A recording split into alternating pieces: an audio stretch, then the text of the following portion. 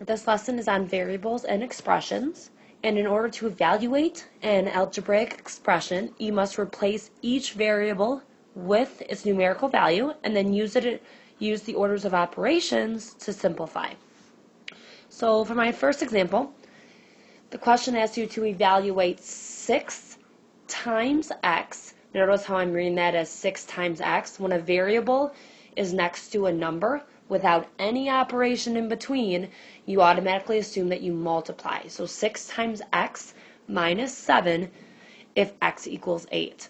So all I'm going to do is I'm going to take 8 and I'm going to plug it in for my variable x.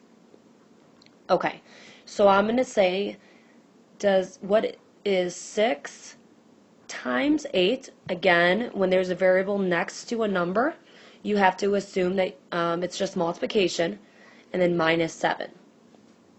Okay, then I have to think back to orders of operations. Please excuse my dear Aunt Sally.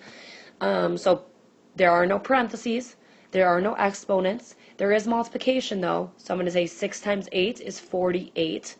Bring down what I haven't used, and 48 minus 7 equals 41.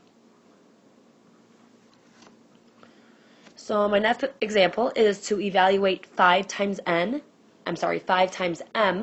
minus 3 times n if m is 6 and n is 5. So again, when a variable is right next to a number, I assume that it's multiplication.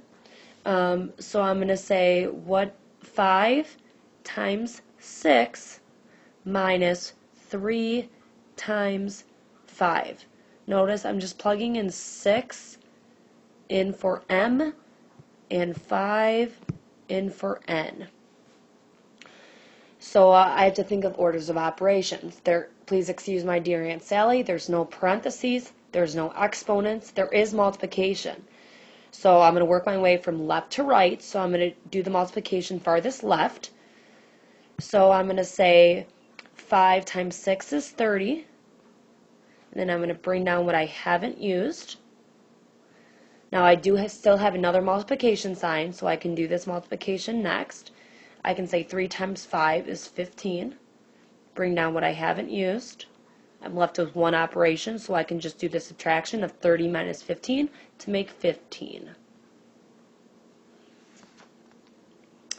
My next example is evaluating AB, or A times B, divided by, that fraction bar means divided by 3.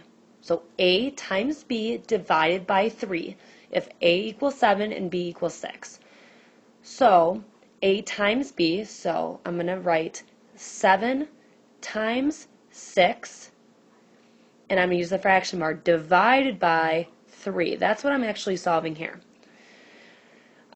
So if you have a problem like this with a fraction bar or with division, you always want to take care of what's on top of our fraction bar first, and then you can do your division.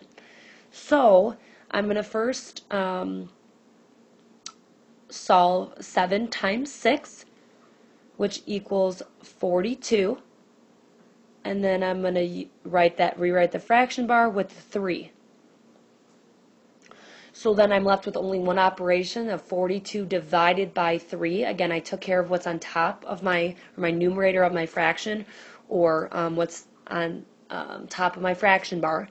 7 times 6 is 42, and then 42 divided by 3 is 14. So that's how to solve an expression that has a fraction bar, and a fraction bar is the same as a division sign. Now my last example, so I'm going to evaluate x cubed, or x to the third power, plus 4 if x equals 3. So I'm going to substitute my 3 in for x here. So I'm going to say 3 to the third power, or 3 cubed, plus 4. So 3 to the third power, I have to, well, let's think back to orders of operations. Please excuse my dear Aunt Sally. There's no parentheses, but there is an exponent.